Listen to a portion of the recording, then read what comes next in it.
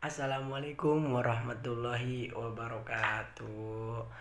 Perkenalkan, nama saya Ferry Firmansyah. Saya merupakan mahasiswa dari kampus Instiper Yogyakarta semester 3 dan insya Allah akan melanjutkan ke semester 4.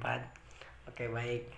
Mungkin pada kesempatan kali ini saya akan membahas sedikit tentang hasil survei konsumen saya terhadap memenuhi tugas praktikum saya.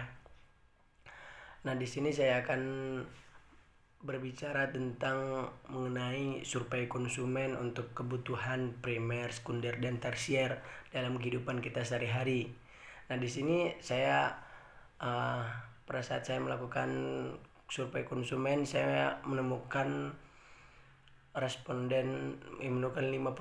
responden, dan di 5 tersebut orang-orangnya pun berbeda-beda, baik dari suku, ras, status, dan lainnya. Nah, baik, mungkin pada saat untuk responden yang pertama itu saya bertemu dengan Bu Biah. Dia merupakan ibu rumah tangga yang sedang berumur 37 tahun. Dia seorang perempuan. Nah, untuk responden kedua saya bertemu dengan Nahya. Dia merupakan seorang mahasiswa umurnya 19 tahun. Dan responden yang ketiga yaitu dia. Beda ya, yang pertama itu Biah, yang ketiga itu dia. Beliau merupakan seorang pedagang di Umbul Saren. Kalau tahu, dia merupakan ibu rumah tangga yang berumur 28 tahun. Dan yang keempat, responden yang keempat itu Ibu Santi. Dia merupakan seorang petani yang sudah berumur 62 tahun. Dan responden yang terakhir itu Rahmadita. Dia merupakan mahasiswa Instiper juga, teman saya. Nah, untuk survei konsumen ya, rata-rata itu untuk penghasilan per bulannya itu ada yang dari 250.000 sampai 1 juta untuk penghasilan per bulan. Ada juga dari 500.000 sampai 1 juta. Nah, untuk belanja per bulannya berbeda-beda. Ada yang menghabiskan dari 250.000 sampai 500. Ada juga yang menghabiskan 500.000 sampai 1 juta untuk per bulannya. Nah, kalau untuk pengeluaran kebutuhan primer seperti beras dan gula, itu semuanya sama, menggunakan beras putih. Dan untuk cap, ada yang menggunakan cap Projo Lele dan ada juga yang menggunakan cap Pandan Wangi. Nah, untuk ukuran yang dibeli biasanya itu berbeda-beda. Ada yang menggunakan karung kecil dan ada juga yang menggunakan karung besar. Nah, kalau untuk frekuensi pemakaian biasanya kebanyakan itu untuk bulanan, dan untuk yang mahasiswa biasanya mingguan. Nah, jika pada saat harga beras naik, mereka tetap membeli sama saja, cuman sekedar kebutuhan, sesuai dengan kebutuhan. Nah, pada saat mereka mendapatkan uang lebih atau pendapatan lebih, mereka tetap membeli karena beras kan kebutuhan mereka juga, tapi tetap sesuai dengan kebutuhannya. Nah, untuk preferensi konsumen biasanya sering digunakan semua. Nah, kalau untuk gula biasanya semua menggunakan gula pasir, jarang menggunakan gula merah. Dan mereknya pun sama, hampir semua 5 responden tersebut menggunakan merek Gulaku. Dan untuk ukuran biasanya bervariasi. Ada yang membeli 1 kilo, ada juga yang membeli 220 gram. Nah, kalau untuk frekuensi pemakaian biasanya kalau untuk mahasiswa untuk mingguan. Kalau untuk ibu rumah tangga dan pedagang itu biasanya menggunakan bulanan. Nah, kalau pada saat gula naik, mereka tetap membeli tapi sesuai dengan kebutuhan. Dan pada saat mereka mendapatkan pendapatan naik atau mendapat uang lebih, mereka tetap membeli tapi tetap sesuai dengan kebutuhan mereka. Nah, kalau untuk preferensi konsumen itu sering digunakan.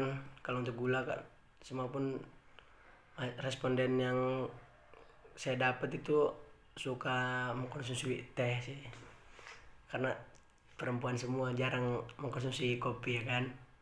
Nah kalau untuk teh tersendiri dan telur biasanya, oh ini untuk kebutuhan sekunder. Nah kalau untuk kebutuhan sekunder seperti teh dan telur itu biasanya mereka menggunakan semuanya itu menggunakan teh celup. Mereknya itu ada yang Sariwangi, ada yang teh poci. Nah kalau untuk ukuran biasanya mereka menggunakan packing kecil sama. Nah untuk frekuensi pemakaian biasanya 1 bulan. Jika harga teh naik ya mereka tetap membeli, cuman tetap sesuai dengan kebutuhan mereka.